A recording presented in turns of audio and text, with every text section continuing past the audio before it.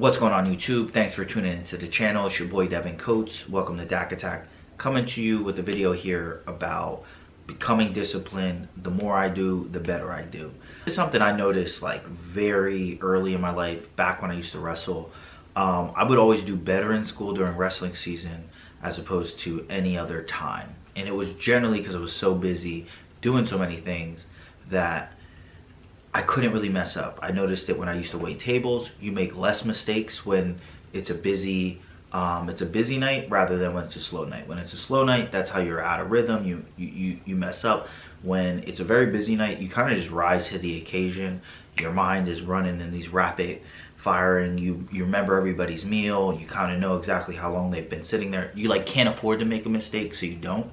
And I've noticed that, and then even with when I used to go to school while I was waiting tables, I would get better grades because I couldn't wait a day to study. Like I only had this day to study because I'm working 30 hours this week. So the more I do, the better I do. There's obviously a saying that they say idle time is the devil's playground. I definitely see this to be true, and the reason why I think most people don't kind of fall into this is because they don't really have a purpose. And I know on the internet, for the most part, shit is kind of like, people make it seem like this big thing, like you gotta have this like epic purpose, this real big thing, but I feel like it can be anything. You just need to have something to do. It's very hard to wake up early in the morning when there's nothing to do. You're gonna wake up and then be like, all right, now what? So having a purpose is something that can be pretty simple. So the first thing on this is really going to go back to what I had in the last one, and that's really in terms of writing your goals and meditation. People say them all the time, and they say them for a reason. If you just sit in the silence to yourself and kind of just see, what you're all about, you'll kind of just automatically get a direction. And if you keep writing down what you feel like your direction needs to be, eventually you're going to weed out the ones that don't resonate with you over a couple weeks.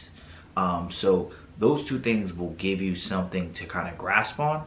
And then once again, it can be anything. It doesn't need to be this grand vision. It could be just a feeling that, maybe I think that I should sign up for this class, and then fucking go to the class and don't miss the class and stick to it. And then from there, it might spring off into something else. Like deep down, you probably know what you need to do. You just need to step out of it and set some time away from it and take action on it. And then when you start to decide what you're doing, you have to be present in those moments. Like a lot of the times, I think that when I get the most anxious or down on myself or feel like I have multiple bad days in a row, generally it's because I'm like thinking towards some future thing, and for me, I'm generally building it up too high. If you build it up too high, you're going to automatically you're not going to even know where to start. Like you're not even going to know where you can kind of start on the problem. But when you start to just think about it, what I'm doing now, if I do it right, I do it the way I need to do it, the next moment or the next thing will be that much easier. And then once you string a couple of those along, then you look back and say, I ate that whole elephant. How'd you do it? Bite by bite. Or the whole thing in the Tao Te Ching, a journey of 100 li starts with one step.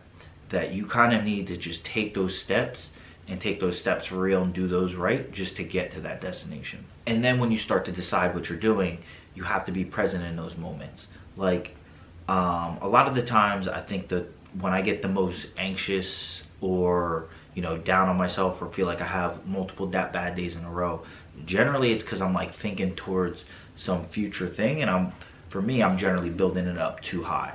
If you build it up too high, you're going to automatically you're not going to even know where to start. Like you're not even going to know where you can kind of start on the problem. But when you start to just think about it, what I'm doing now, if I do it right, I do it the way I need to do it, the next moment or the next thing will be that much easier. And then once you string a couple of those along, then you look back and say, I ate that whole elephant. How'd you do it? Bite by bite. Or the whole thing in the Tao Te Ching, a journey of 100 li starts with one step. That you kind of need to just take those steps and take those steps for real and do those right just to get to that destination. And it's really not even about getting to the destination. It's the discipline of doing what you need to do when you need to do it, whether you feel like it or not.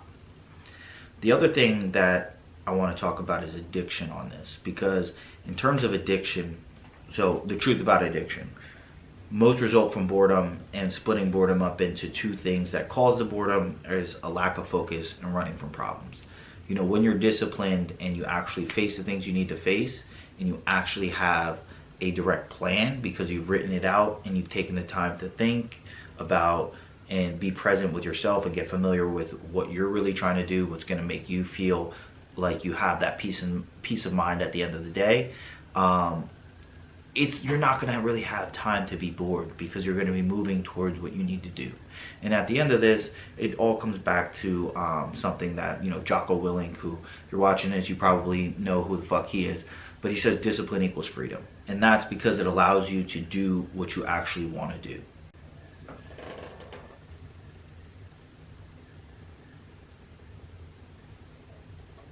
You can produce, you can help people in whatever amounts you want to do, make an impact with whatever amount you want to do, but ultimately nobody actually controls you at the end. You control you. And I think this all comes back to, you know, a lot of us have this vision of who we want to be. But the one thing I don't think a lot of people take and break down is that you are the person you ultimately want to be. So if that's the case, you have to design how you become that person, which is who you already are. So all those thoughts you have, all those desires you have, once you've gotten, you know, present and understanding with, you know, yourself as the anchor, what you really want and what you really want to manifest and become, at the end of the day, you have to chisel that off of yourself. And the only way to do that is with discipline. And that's why it does equal freedom, because it lets you be who you really want to be, which is who you really are. So I'm going to leave you with that. Actually, I'm going to add in a quote real quick. This is from, you know, Lao Tzu from the Tao Te Ching. Already threw that into this one, but I love it. It says, "He who controls others may be powerful, but he who controls himself is mightier still." So at the end of the day, you know, you can want to be a leader, you could want to run everything, but the first person you got to lead is yourself. It starts with discipline. But that's it for this one. If you liked the video, hit the like button. If you didn't like it, hit the dislike button. I don't care. Any feedback will do. Leave some comments, subscribe, and until next time, peace out.